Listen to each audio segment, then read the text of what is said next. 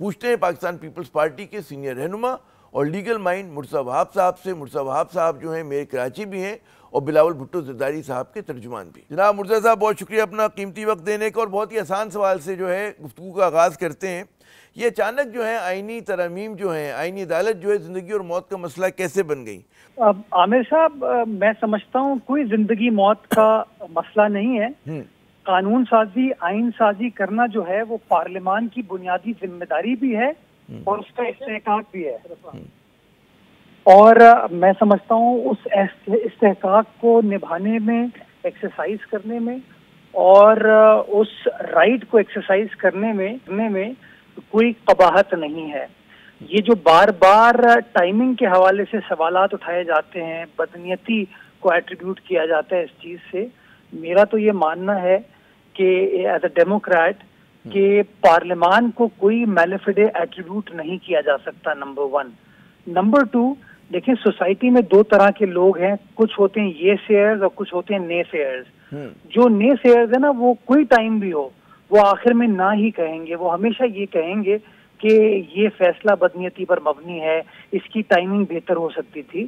تو میں یہ سمجھتا ہوں کہ آپ کو اوور آل کانٹیکسٹ دیکھنے کی ضرورت ہے کہ what is the perspective, what is the intention, what is the ground reality. If the ground reality is کہ پاکستان کا جو موجودہ عدل و انصاف کا نظام ہے وہ ایک عام شہری کو انصاف دینے میں اس طریقے سے کامیاب نہیں ہو پایا جس کی توقعات ہم پاکستانیوں نے کی تھی، تو کہیں نہ کہیں اس نظام کو بہتر بنانے کی ضرورت ہے، اور نیچرلی وہ نظام جو ہے وہ پارلیمان کے ذریعے ہی بہتر کیا جائے گا۔ اچھا، وہ کہتے ہیں نا کہ یہ آئینی ترامیم لانے والوں کا خلوص اور نیت اپنی جگہ کے اوپر، لیکن جن باتوں نے شکوک و شبہات شروع کیے وہ آپ بھی مجھ سے بہتر جانتے ہیں کہ لوگوں کو پتہ نہیں تھا کہ اس کی تفصیلات کیا ہیں۔ خود پیپلز پارٹی کے ایم این اے سینیٹرز سے ہماری بات ہوئی، انہیں نہیں پتہ تھا کہ اس کے اندر کیا وہ ہیں، مطلب ہے کس طرح کی تبدیلیاں لائی جا رہی ہیں۔ فرمایا کہ ٹائمنگ کی وجہ سے بہت زیادہ شور مچ رہا ہے، کیونکہ پیپلز پارٹی کی ایک روایت رہی ہے کہ کنسنسس بلڈ کر کے کرتی تھی۔ 73 کا آئین جو تھا کنسنسس تھا، 18ویں ترمیم کنسنسس تھی۔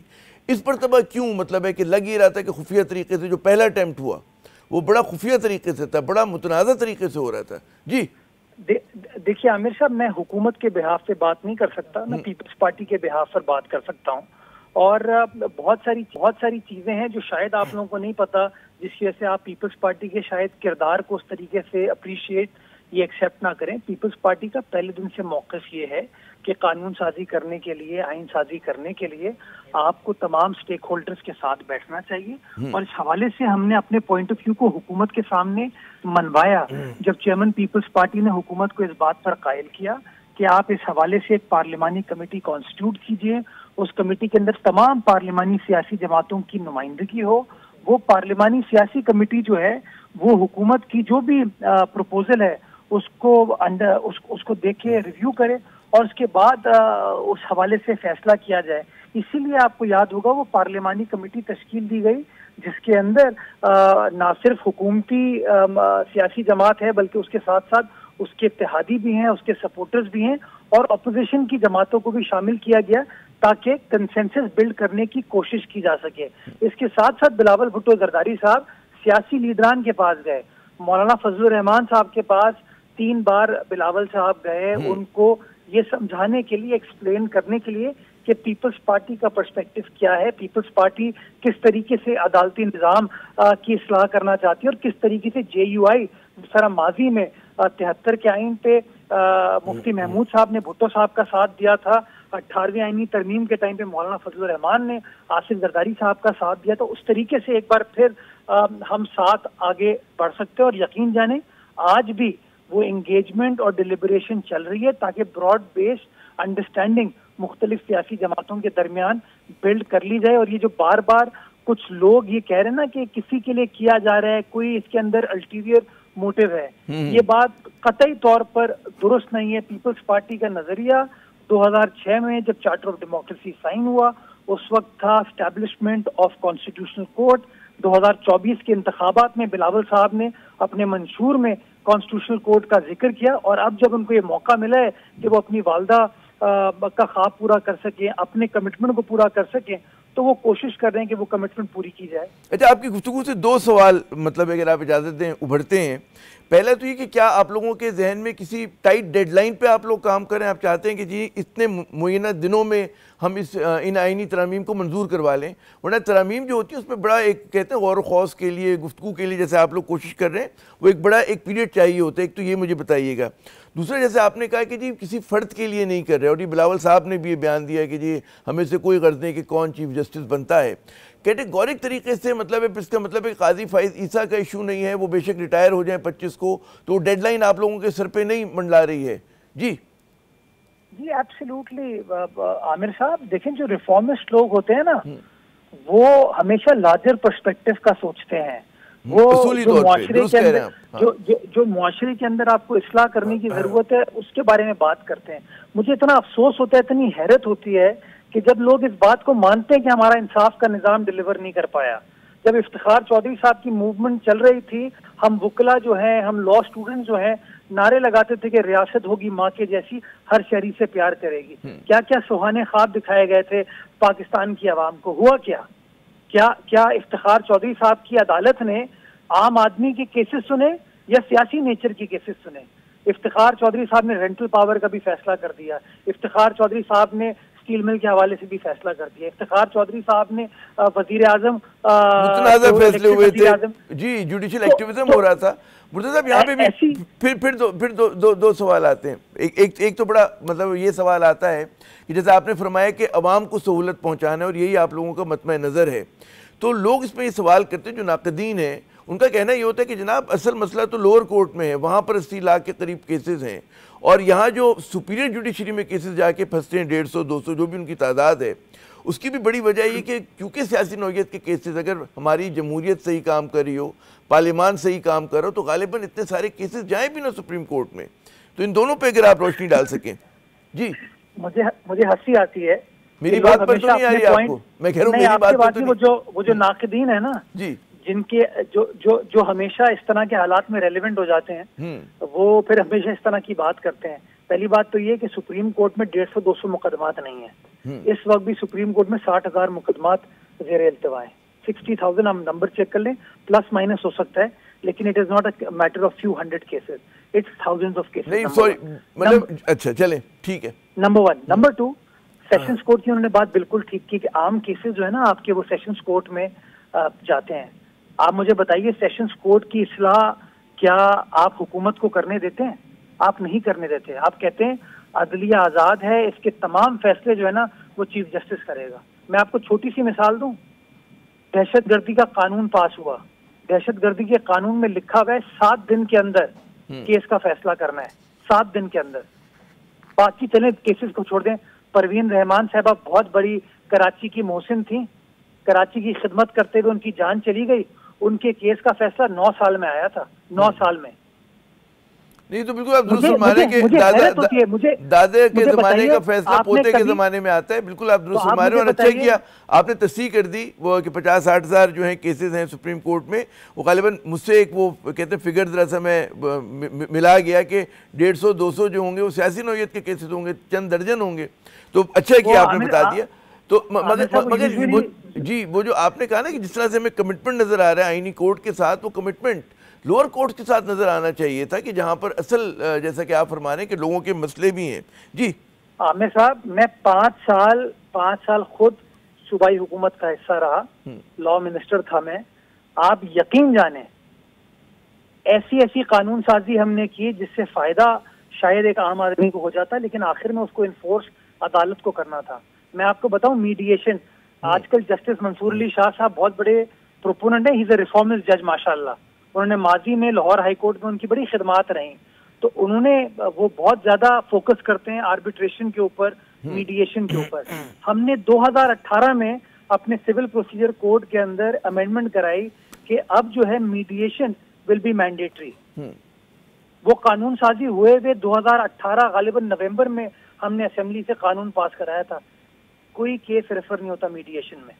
درست. پرابلم یہ ہو گیا ہے سیاستدان غلط کام کرتا ہے تو اس کی اصلاح پارلیمان بھی کرتی ہے، عوام بھی کرتی ہے، میڈیا بھی کرتی ہے. کوئی وکیل غلط کام کرتا ہے اس کی اصلاح جج صاحبان کرتے ہیں. میڈیا غلط کام کرتا ہے تو آپ کی اصلاح جو ہے پیمرا کرتی ہے. جج صاحبان کی اصلاح کون کرے گا؟ بڑا اہم سوال ہے، لیکن آپ کے خیال میں اتنا تنازع ہی نہ کھڑا ہوتا اگر منصور علی شاہ صاحب کی سینیورٹی تھی، ان کا نام آ جاتا، قاضی صاحب جا رہے ہوتے تو اتنا طوفان نہ مچتا جو اتنا آپ، میں سمجھتا ہوں گورنمنٹ نے، آپ نہیں سمجھتے مس ہینڈل کیا پوری صورتحال کو؟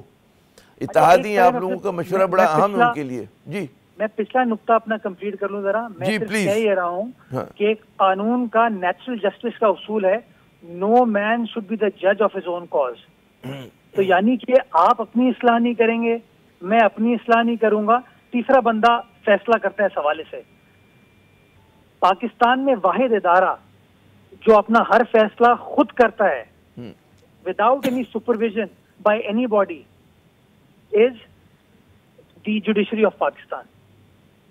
تو کہیں نہ کہیں آپ نے دیکھا کہ پچھلے 20-30 سالوں میں وہ چیزیں نہیں ہو پائی نا جو عوام ایکسپیکٹ کر رہی تھی، اسپیشلی پچھلے 15-16 سالوں میں جب سے لائرز موومنٹ کے بعد لوگوں کو یہ امید دلائی گئی کہ بس انصاف ہی انصاف ہوگا، تو وہ چیزیں نہیں ہوئی.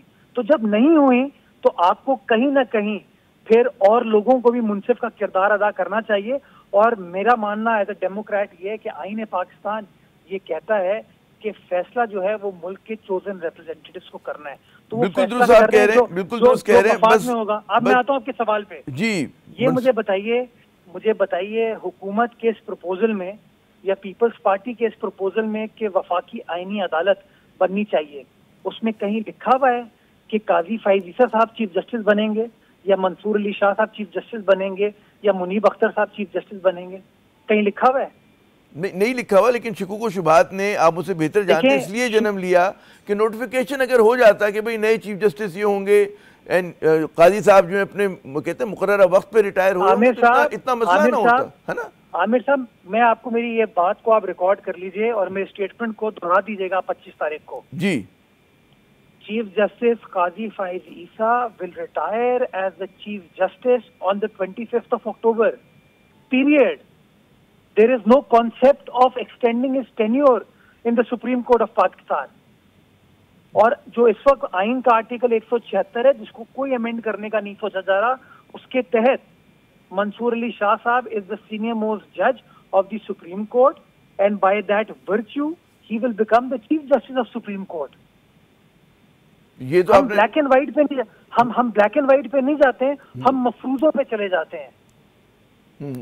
تو ظاہر ہے کہ جس طرح آپ نے اس وقت بڑے کہتے ہیں نا کہ مضبوطی کے ساتھ بیان دے دیا کہ جی یہ چیز ہوگی تو ابہام دور ہو جانا چاہیے تھا. اور جب یہ ہم حیران ہیں کہ حکومت کی اتنی بڑی مشینری ہے لیکن یہ چھوٹی چھوٹی باتیں، چھوٹی یا اہم باتیں جو ہیں وہ لوگوں کو پتہ نہیں چل رہی. اچھا ایک اور ابہام ہے اور وہ ہے کہ جی کیا ان ترامیم میں ملٹری کوڈز بھی شامل ہیں اور کیا ملٹری کوڈز کے لیے کوئی راہ ہموار کی جا رہی ہے اور پاکستان پیپلز پارٹی کیا اس کے حق میں ہے؟ کیونکہ ایم کیو ایم کے دوست یہ کہہ رہے تھے کہ جی جناب ایسی ہی کوئی بات ہے اور ہم بھی اس کے حق میں نہیں ہیں. جی دیکھیں حکومتی جو پروپوزل شروع میں آیا تھا اس کے اندر یہ بات زیر غور تھی، اس پہ بحث کی گئی اور پیپلز پارٹی کا اس پر موقف یہ تھا کہ ماضی میں جس طرح 2014 کے اندر ایک نیشنل کنسنسس بلڈ کیا گیا تھا آئینی ترمیم کے حوالے سے، ایک سنسیٹ کلاز ڈال کے ترمیم کی گئی تھی 2 سال کی. حکومت پہلے وہ گراؤنڈ ریالٹیز تمام سٹیک ہولڈرز کے سامنے پیش کرے، پارلیمان کا اجلاس بلائے، کوئی اسپیشل کمیٹی بنا لے جس کے اندر تمام سیاسی جماعتوں کی بھی نمائندگی ہو، تمام صوبوں کی بھی نمائندگی ہو، اور اس کے بعد کنسنسس بلڈ کرنے کے بعد اگر لوگوں کو قائل کر پاتے ہیں کہ ہاں حالات کی ضرورت ہے اس طرح کی چیز کرنا، تو وہ پیراڈائم جو کہ سپریم کورٹ طے کر چکی ہے اپنی 2015 کے فیصلے میں، اس کے عین مطابق کوئی اس طرح کی چیز کی جا سکتی ہے. لیکن اس کے لیے اصل کنڈیشن یہ کہ national consensus needs to be build. درست. اچھا یہ بتائیے گا کہ اس وقت جمعیت علماء اسلام پاکستان جیسے آپ فرما رہے ہیں کہ ان سے مذاکرات جاری ہیں اور آپ اس میں بڑھ چڑھ کے حصہ لے رہے ہیں ہماری اطلاعات کے مطابق، کن چیزوں کے اوپر جو اتفاق رائے ہے، کن وہ جو ایک کہتے ہیں مشترکہ طور پہ آپ آئینی وہ لانا چاہ رہے ہیں پیکج، اور کیا ایسی کچھ وہ ہیں باتیں کہ جس پہ اختلاف بھی ہے کہ جہاں پہ ابھی تک گوٹ پھنسی ہوئی ہے؟ جی عامر صاحب دیکھیں پیپلز پارٹی کا اس کے اندر اس تمام پروسیس میں جو پرسپیکٹو ہے وہ کانسٹیٹیوشنل کوڈ کے حوالے سے ہے. اچھا. اور ہم نے مولانا فضل الرحمان صاحب کے ساتھ بلاول صاحب نے کوئی 3 ملاقاتیں کی جناب. میں تینوں ملاقاتوں میں موجود تھا.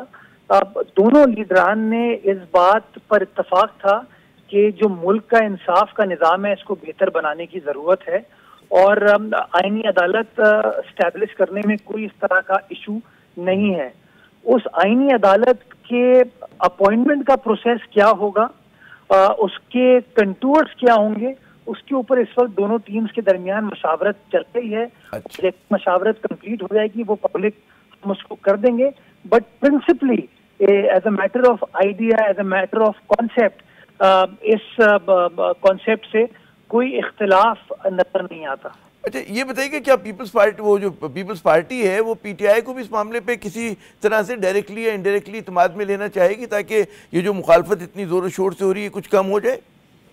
آپ مجھے بتائیے, آپ بڑے زیرک منجے میں صحافی ہیں, آپ کو لگتا ہے کہ پی ٹی آئی مخالفت چھوڑ دے گی؟ آپ جواب دیں, کوششیں آپ کے ہاتھ میں, ہم لوگ صرف آئینہ دکھاتے ہیں اور سوال پوچھتے ہیں. جی چلیں وہ آئینہ کبھی اس طرح بھی دکھائیے کہ لوگوں کو اپنی ذات سے آگے بڑھ کر سوچنا چاہیے. یہ بات تو ہے. پی ٹی آئی کا مسئلہ ہے کہ وہ ایک شخص کے ارد گرد گھوم رہی ہے اور جو وہ شخص کہتا ہے وہ چیز یہ لوگ فالو کرنے کی کوشش کرتے ہیں. بٹ باہر کیس پیپلز پارٹی نے جب پارلیمانی کمیٹی کانسٹیٹیوٹ کرنے کی سفارش کی حکومت کو, تو اس پارلیمانی کمیٹی کے اندر جہاں اور سیاسی جماعتیں ہیں اسی طریقے سے پاکستان تحریک انصاف کے بھی ممبران کو شامل کیا گیا ہے. میٹنگز کے اندر ان کو مدعو کیا گیا اور وہ آئے بھی. پیپلز پارٹی کوئی اس میں کوئی اعتراض نہیں ہے کہ اس کے اندر پی ٹی آئی کو بھی انگیج کیا جائے. بٹ مجھے لگتا ہے کہ ان کو ایک شخص کی ذات سے فکسیٹ نہیں ہونا چاہیے. انہیں آئندہ 10, 12, 20 سال کا سوچنا چاہیے کہ اس ملک و قوم کے بہترین مفاد میں کیا یہ اصلاحاتی پروسیس ہے یا نہیں ہے. اچھا وقت کم ہے, میرے پاس 2 سوال ہیں. ایک مجھے کان میں کہا گیا ہے اور وہ کہہ رہے ہیں کہ جی ایک بار اور پوچھ لیں کہ کیا اگر آئینی عدالت بنتی ہے اور 2 سپریم کورٹس ہوتی ہیں تو اس میں کیا کہیں پہ آپ کو قاضی فائز عیسیٰ نظر آ رہے ہیں یا وہ گھر جائیں گے اطمینان سے؟ دیکھیں 2 سپریم کورٹ تو ہو ہی نہیں سکتی نا. اچھا یہ کہا جا رہا ہے نا, آپ کے ناقدین کہہ رہے ہیں کہ جی 2 سپریم کورٹ ہو جائیں گی. دیکھیں میں تو ذمہ دار آدمی ہوں. میں تو آپ کو کیٹیگوریکلی کہہ چکا ہوں نا کہ 2 سپریم کورٹس نہیں ہوں گی. اور 24 تاریخ یا 25 تاریخ جو ان کی ریٹائرمنٹ ہے اس کے بعد وہ چیف جسٹس سپریم کورٹ نہیں رہیں گے. He will retire as a chief justice of the Supreme court.